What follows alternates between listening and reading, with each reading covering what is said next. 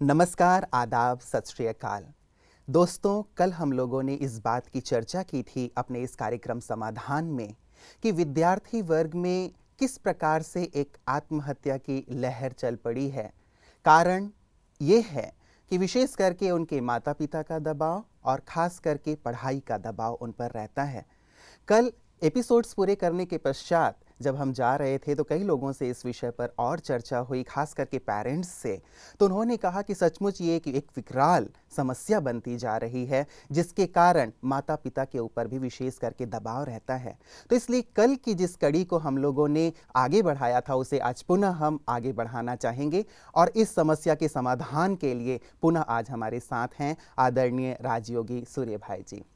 भ्राता जी, आपका बहुत बहुत स्वागत है और आज पुनः हम इस विषय पर चर्चा करेंगे। और भ्राता जी, जो आंकड़े जिसकी मैं चर्चा कर रहा था, तो एक बहुत ही ज़बरदस्त आंकड़ा सामने आया है कि 2006 में लगभग 5,857 स्टूडेंट्स ने सुसाइड किया और 2010 में ये आंकड़ा 26% बढ़ गया, लगभग 7,369 स्टूडेंट्स ने सुसाइड किया।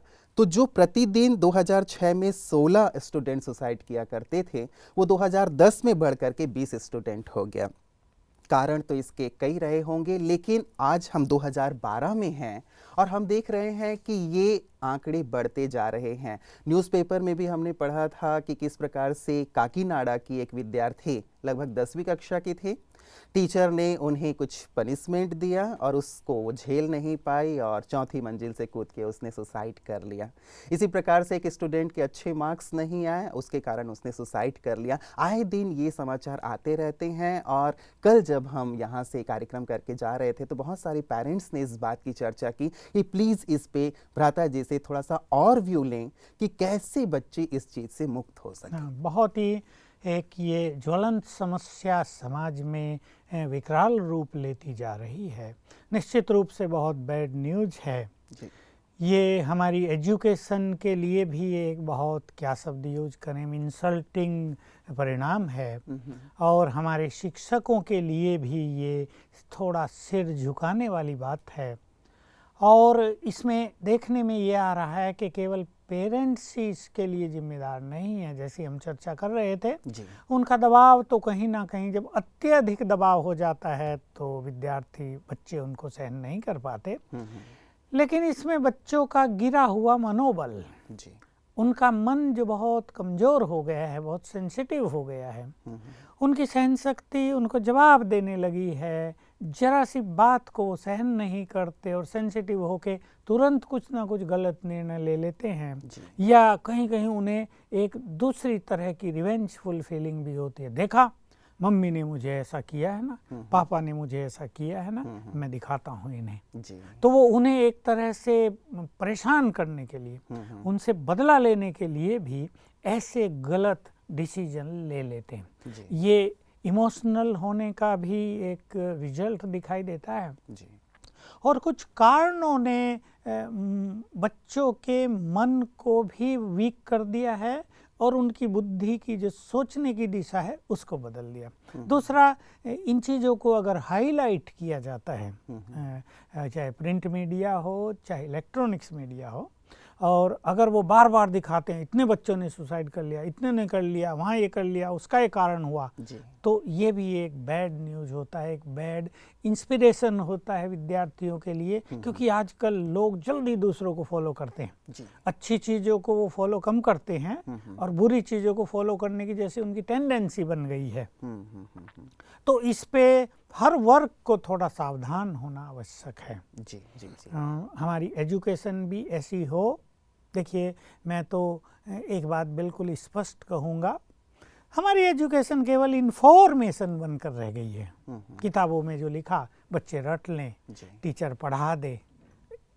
अगर हम एजुकेशन को विद्या का रूप दे दें जिसमें मनुष्य की नॉलेज बढ़े, तो इसमें कई चीज़ें ठीक हो सकती हैं। एक ये बात, मेरी एक बार एक प्रोफेसर से चर्चा हो रही थी और मैंने जैसे उसे कहा कि एजुकेशन कितनी बढ़ गई है, ये वो, तो उसने फट से कहा कि आप इसे एजुकेशन ना कहो, इसे इंफॉर्मेशन कहो केवल। और too much information weakens the mind जी। तो भ्राता जी ये एक हाँ। पहलू हो सकता है कि केवल इन्फॉर्मेशन दी जा रही है, और एक बहुत अच्छी बात जो आपकी बातों से निकल के आई है, तो पहले जैसे हमारे यहाँ गुरुकुल सिस्टम हुआ करते थे, तो उसमें बच्चों के संस्कार और मूल्यों के ऊपर कहीं ज़्यादा ध्यान दिया जाता था। और जैसे मैंने शुरुआत ही की थी, तो पेरेंट्स इस बात को लेकर के हमसे चर्चा करवाना चाहते थे कि आज बच्चों में जो मूल्य हैं या संस्कार हैं, उन चीज़ों पे उनका ध्यान नहीं है। कहीं ना कहीं इस बात को लेकर के भी उन लोगों पे प्रेशर रहता है कि वो मूल्यहीनता की ओर बढ़ते जा रहे हैं। लेकिन भ्राता जी, क्या आपको नहीं लगता कि पेरेंट्स ही, जैसे शुरुआत में बच्चे जब छोटे होते हैं तो उन लोगों को कार्टून चैनल के सामने बिठा दिया जाता है या दूसरे और चैनल्स, लेकिन यदि उनके अंदर मूल्य और संस्कार भरे जाएं, ना केवल एजुकेशन सिस्टम में ये चीज़ शामिल हो, बल्कि पेरेंट्स भी यदि इस चीज़ पे ध्यान दे, तो मेरे ख्याल से जैसे सुसाइड के जो केसेस हैं वो थोड़ी कम हो सकते हैं। हाँ, नहीं, ये बहुत अच्छी बात है कि हमारा एजुकेशनल सिस्टम जो है जी और उसमें जो विद्यार्थी हैं और उसमें जो डिमांड है हायर एजुकेशन के लिए कि इतनी परसेंटेज अंक चाहिए, जी वो व्यक्ति, वो लड़का चाहे कितना बुरा हो, अंक कितने होने चाहिए। वो चाहे व्यसनी हो, चाहे वो क्रोधी हो, चाहे उसकी दृष्टि बहुत बुरी हो, चाहे उसमें लड़ने के संस्कार हो कि जब वो कहीं अच्छी कंपनी में बड़ा ऑफिसर बन जाए, चाहे उससे सब लोग तंग होने लगें, इस चीज़ का कोई ध्यान नहीं रखा जाता।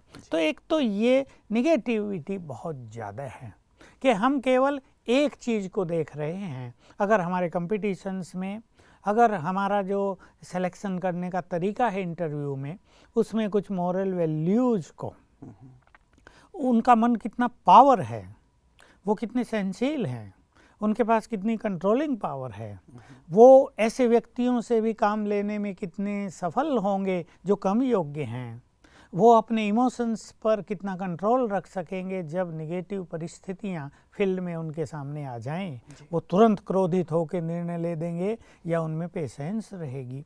ये कुछ जो मॉरल वैल्यूज़ हैं, इसको भी अगर इन सब में स्थान दे दिया जाए जी जी तो पहले से ही विद्यार्थियों को भी उस पर ध्यान होगा। मान लो आईएएस का एग्ज़ाम हो रहा है, कंपटीशन हो रहा है, उसमें बहुत सारे क्वेश्चंस उनसे पूछे जाएंगे, इंटरव्यू में बहुत सारी बातें आएंगी। वो देश के जिम्मेदार अधिकारी बनने जा रहे हैं, उनकी इस बात पे किसी को ध्यान नहीं है कि उनमें कुछ क्वालिटीज़, कोई मॉरल वैल्यू, उनका बढ़ा हुआ मनोबल, उनका सेल्फ कॉन्फिडेंस भी एक हायर लेवल का होना चाहिए। तो अगर हम ये कंडीशन रख देते हैं अपनी सर्विसेज में, जॉब्स में, तो एजुकेशन में भी इनको लाना पड़ेगा। जी तो यहाँ से हम शुरू करें और संस्कारी बनाएं, जैसे आपने चर्चा की गुरुकुलों में। जी तो इसलिए गुरुकुल में इंसान इंसान बन के निकलता था, मनुष्य बुद्धिमान बन के निकलता था, वो रट्टू तोता नहीं होता था। जैसे कहते हैं कि आज के दौर में हम क्वालिफिकेशन तो दे रहे हैं, लेकिन क्वालिटीज डेवलप नहीं कर रहे हैं, या शिक्षित तो कर रहे हैं लेकिन दीक्षित नहीं कर रहे। यही बात हो गई है। तो फिर से अगर हम समाज को एक सुंदर रूप देना चाहते हैं, और अगर हम हमारे विद्यालय, विद्या शब्द ही कितना सुंदर है, विद्या, जिससे मनुष्य के चरित्र का निर्माण हो, जिससे उसके अंदर बहुत सारी क्वालिटीज बढ़ें, उसको अपनी कमियों का भी आभास हो, वो श्रेष्ठ व्यवहार सीखे कि उसे बड़ा होकर या तत्काल से ही अपने परिवार से, अपने भाई बहनों से, अपने फ्रेंड सर्किल में कैसा एक सुंदर व्यवहार जो वैल्यू बेस्ड हो, जिसमें उसके चेहरे पर रॉयल्टी नज़र आए, जिसमें उसके बोल बहुत सुंदर हों, दूसरों को सुख देने वाले, प्रेरणा देने वाले, उमंग उत्साह दिलाने वाले। यहाँ से हमें एजुकेशन में इनको जोड़ना शुरू करना पड़ेगा। जी, एक तो एजुकेशन सिस्टम में इस चीज़ को शामिल किया जाए, हमारा मंत्रालय या सरकार इन सब चीज़ों पे ध्यान दें। दूसरे पहलू पे भ्राता जी कहीं और ज़्यादा क्या ध्यान नहीं देना चाहिए? जैसे कहा जाता है कि बच्चा बचपन में तो अपने परिवार में रहता है और उसकी प्रथम गुरु उसकी माँ हैं, उसके पेरेंट्स हैं, आसपास जो वो देखता है वो सीखता है। और जैसे पहले हम लोगों ने चर्चा की कि यदि हम उसे बचपन से ही किसी और फिल्म के सामने, टीवी के सामने, कार्टून शो, इन सब चीज़ों के सामने तो बिठा देते हैं, लेकिन यदि कुछ महापुरुषों की जीवन कहानी, कुछ प्रेरक प्रसंग, कुछ अच्छी बातें दी जाएं, जैसे मुझे याद है कि बचपन में हमें महात्मा गांधी जी की बात सुनाई गई थी कि महात्मा गांधी जी को उनके टीचर ने इशारा किया, लेकिन उन्होंने नकल नहीं किया क्योंकि उनके अंदर ऑनेस्टी थी। ये था कि मैंने जो पढ़ा है मैं वही करूंगा। या हमने हरिश्चंद्र जी की बात सुनी थी कि वो सत्यता के पथ पे अडिग रहे।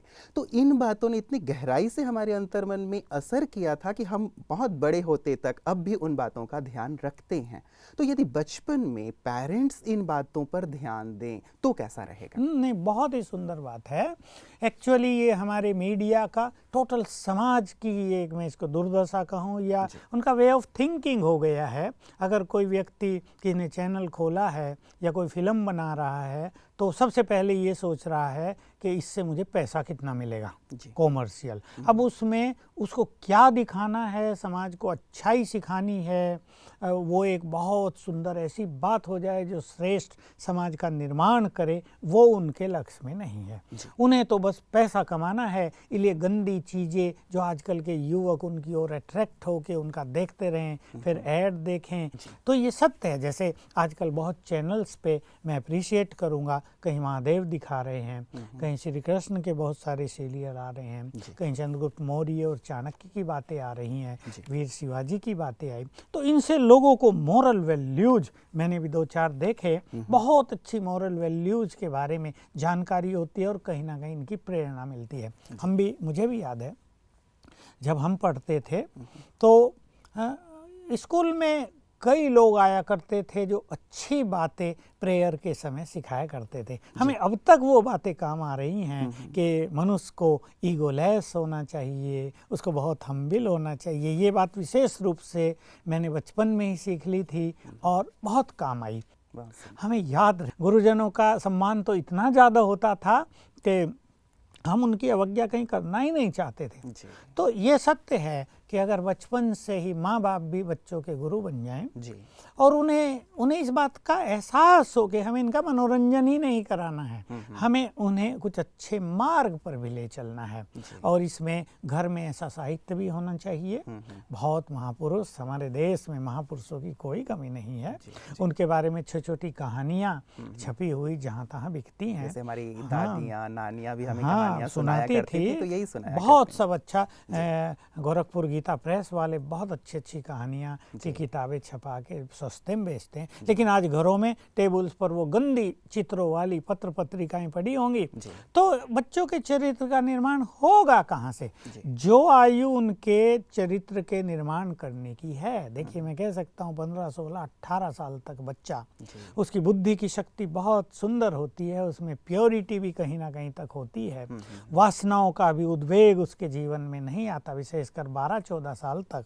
उस समय बच्चे अच्छी बातें सीखते हैं। हम तो देखो स्कूलों में जाते हैं, आपने देखा, हमने बहुत देखा कि बच्चे अच्छे से अच्छी बात सीखना चाहते हैं। कमी पड़ गई है सिखाने वालों की।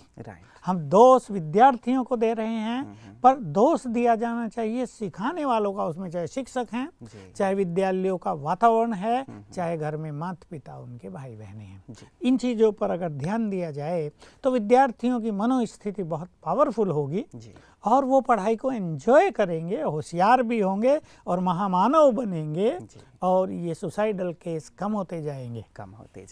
तो निश्चित रूप से यदि पेरेंट्स भी इन बातों को न केवल सिखाएं बल्कि अपने आचरण में भी लाएं और शिक्षक भी अपने आचरण से बच्चों को सिखाएं। प्रथा जी, एक जो इस चर्चा पे हम लोग चल रहे हैं, आजकल ये भी देखने में आ रहा है कि माता पिता भी अब थोड़ा सा डरने लगे हैं। जैसे बच्चों की सेंसिटिव नेचर या सहनशीलता की कमी की बात आपने शुरुआत में कही, तो माता पिता ने कुछ कहा और बच्चे कहीं कुछ गलत निर्णय ना लें, कहीं कुछ गलत कदम ना उठा लें, इस बात से वो डरते हैं। अच्छा, दूसरी चीज़ आज एक और हो रही है कि स्कूल प्रशासन भी या फिर शिक्षक भी थोड़ा सा भी कठोर कदम उठाते हैं तो बच्चे ऐसे सेंसिटिव हो गए हैं कि वो इस चीज़ को समझ नहीं पाते कि उनकी भलाई के लिए ये बात कही जा रही है और वो तुरंत ही कुछ गलत कदम उठा लेते हैं। तो यहाँ जो बच्चे हैं, किस प्रकार से अपने आप को एक पॉजिटिव अप्रोच की ओर ले चलें, सहनशीलता उनकी कैसे बढ़े, इस पर थोड़ा सा हाँ, विचार ये दें। बहुत इम्पोर्टेंट बात है। कई केसेस ऐसे अखबारों में छपते ही रहते हैं जी। कि शिक्षक ने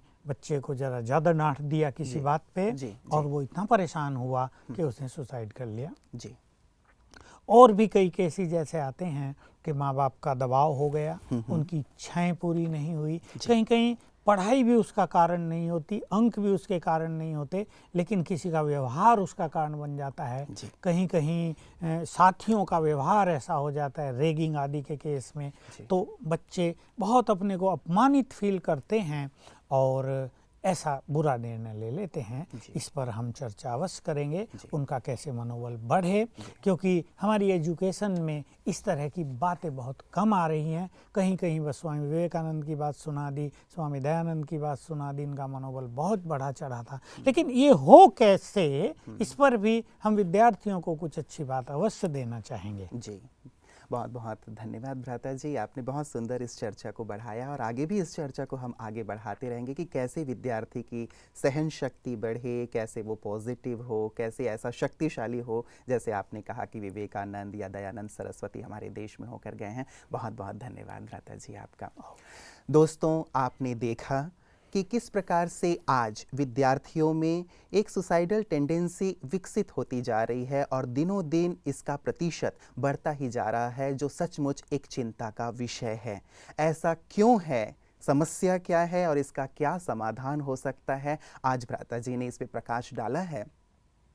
हम थोड़ा प्रकाश अपने आगे के एपिसोड्स पे भी इस विषय पर डालते रहेंगे कि किस प्रकार विद्यार्थी अपने अंतर मन में शक्तियों को जागृत करे, किस प्रकार से वो पॉजिटिव हो, अपनी सहन शक्ति को बढ़ाए। लेकिन साथ साथ हम ये भी कहेंगे कि माता पिता भी, गुरुजन भी विद्यार्थियों के अंदर मूल्यों और संस्कारों का बीजारोपण अवश्य करें। तो आज के समाधान कार्यक्रम में इतना ही। मैं आपका दोस्त यहाँ ही आपसे इजाज़त लेता हूँ। नमस्कार।